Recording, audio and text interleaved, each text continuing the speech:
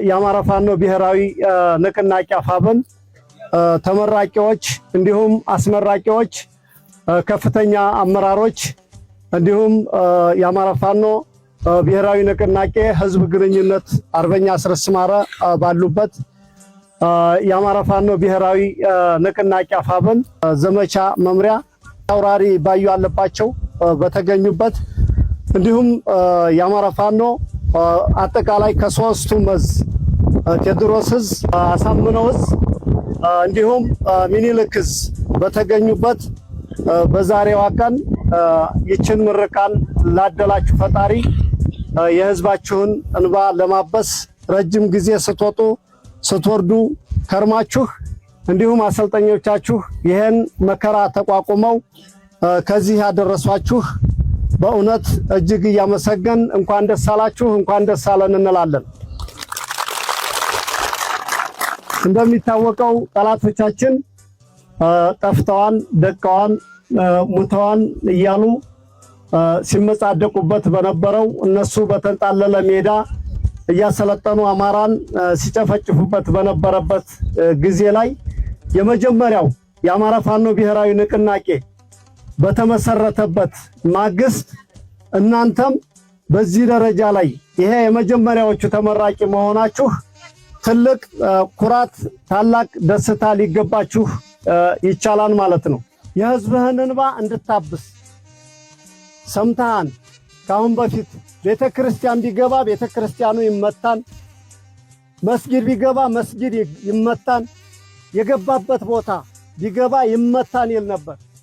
በቅርብ እንደሰማችሁት ከቅዳሴ ቆይተው በጦም አፋቸው ከዚህ ከናንተ ፊት ለፊት ላይ ያለውን ከ30 በላይ በሞትም በቁስለኛም ሲደርሱ የረገፉትን አባቶቻችንን የእምነት ተቋም ላይ የደረሰውን አይታችኋል። ታዲያ ፋኖ ወራሪ ከሆነ ዘራፊ ከሆነ ወይም ቀላል ከሆነ ይሄን ሁሉ መወርወር ምን አስፈለገው? ገብቶ በከላሽ አንተ ከላሽ ነው ያስከው፣ ከፍ ቢል ድሽቃ ነው ያስከው፣ በድሽቃ መትቶ መደምሰስ ይችል ነበር ልብ ካለው። የአማራን ህዝብ ማጥፋት ነውና ባህሪው ያን እያጠፋ ነው ያለው። በቅርብ የሃይማኖት አባት ጎንደር የተገደሉትን አይታችኋል። ምን ይል ነበረ? አንዳንድ ተጽዕኖ ፈጣሪ ሰዎችን ትላልቆቹን ሰዎች እየፈለገ እየገደለ ወደ አማራ ህዝብ እርስ በርስ ማላከክ፣ የፈለገውን ነገር እያደረገ ወደ ፋኖ ማላከክ፣ በራስ ሜዳ የሚጫወትብህን ጠላት አንተ ከዛሬ ጀምሮ ይችን ቀን ከተመረክባት ጊዜ ጀምሮ በእናት ደጃፍ እየተዋጋህ ጊዜን መግደል ሳይሆን አገርን አቋርጠህ ሄደህ ጠላትህ ከሚነሳበት ለመታገል እናንተ ቁርጠኛ ሆናችሁ እንድትነሱ ስንል መልእክታችንን እናስተላልፋለን ማለት ነው። ከዚህ በኋላ በየደጃፍ ውጊያ በየሰፈር ውጊያ አስፈላጊ አይደለም። ከሰፈርተኝነት ወጥተን የተሻለ ውጊያ ህዝባችንን ነፃ የሚያወጣ የተሻለ ውጊያ አድርገን ትልቅ ለውጥ የምናመጣበትን ጊዜ የሚጠበቀው ከናንተ ነው። እናንተ እድለኞች ናችሁ። አብዛኛው አማራ በስሜት ወጥቶ እንደናንተ ባላችሁበት ደረጃ አሁን የደረሰ ነው። እናንተ ሰልጥናችሁ በሚገባ ሆናችሁ የተሻለ ዕውቀት ይዛችሁ የወጣችሁ ናችሁ። ይሄ ሲሆን ምንድነው? ከሞት አልባሌ ቁስል የተለያየ ነገር ራስን ተከላክለህ ራስህን አውቀህ እንድትታገል ይቻላችሁ ዘንድ የተሰጣችሁ ስልጠና ነው። ይሄን የተሰጣችሁን ስልጠና በአግባብ ግዳጃችሁን ለመወጣት በቁርጠኝነት ተዘጋጅታችሁ ይሄን ቀይ ቦኔት ስትለብሱ ደመላሾች እንደሆናችሁ አውቃችሁ ወገናችሁ አጥንቶ የተከሰከሰውን ደሙ የፈሰሰውን በየደጃፋችሁ እህትህ የምትደፈረውን ያንን ልትከላከል የተሻለ ለውጥ ልታመጣ ነው እንጂ ይሄን ጊዜ ማባከን አይጠበቅብንም ነበር።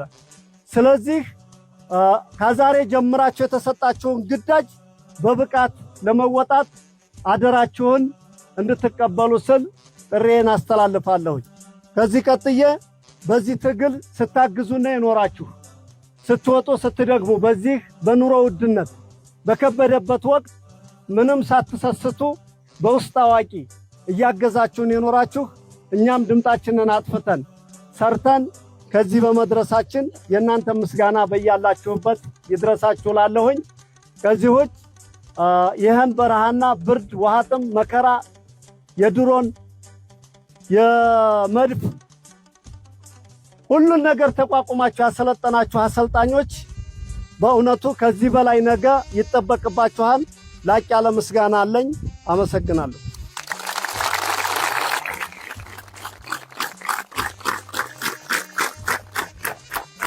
በመቀጠል የአማራ ፋኖ ብሔራዊ ንቅናቄ ቴዎድሮስ እዝ አንደኛ ኮር 64ኛ ክፍለ ጦር የካታ ትርኢት ያቀርባሉ ማለት ነው። ሁላችንም በሞራል መቀበላቸው